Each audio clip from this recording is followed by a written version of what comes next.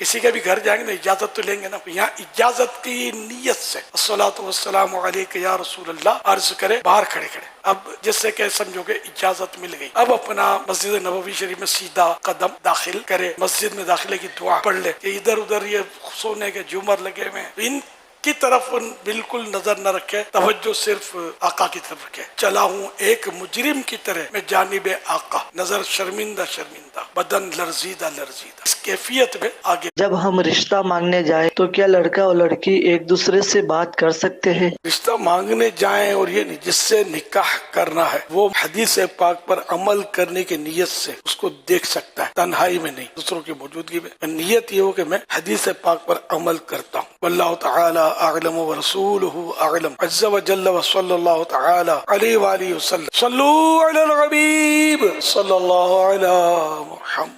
हमारे माशरे में प्रॉब्लम यह है कि इस वक्त बातें बुनियाद के बगैर करने की आदत हो चुकी है। उसमें दिल दुखता है, गुर्दा फूटता है, कलेजा टूटता है, कोई इसकी हम परवाह नहीं करते। उस जिंदगी का उसूल बना ले, अच्छा बोलूंगा और वरना चुप रहूंगा। किसी का दिल खुश नहीं कर सकता तो किसी का दिल रंजीदा नहीं। ऐसा कोई कलाम नहीं करूंगा जिससे उसको ठेस पहुंचे, उसको तकलीफ हो, उसको दर्द हो। यार देखो इसने मेरे बारे में क्या किया। और जबान का इस्तेमाल सोच समझ कर करना चाहिए। और मुसलमान की बिला इजाजत शरई दिल आजारी हराम और जहन्नम में ले जाने वाला काम है। ये बार बार सुनते हैं, इसको थोड़ा पकड़ के रखें। मुसलमान के दिल में खुशी दाखिल करना 60 साल की नफली इबादत से बेहतर है।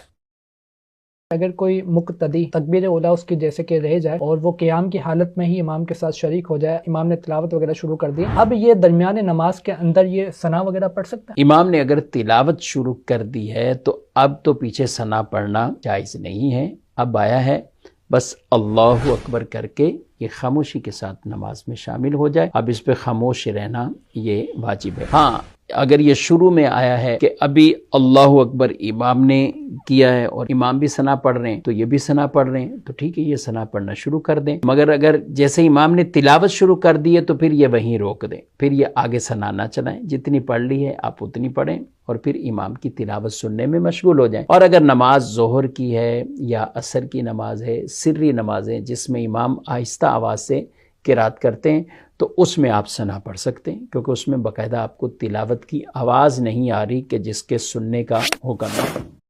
किसी को कोई रोक नहीं सकता जाने से, रोक भी लिया तो जाने वाला चला ही जाएगा किसी बहाने से। हालात बेकाबू हो जाते हैं दिल के घबरा जाने से।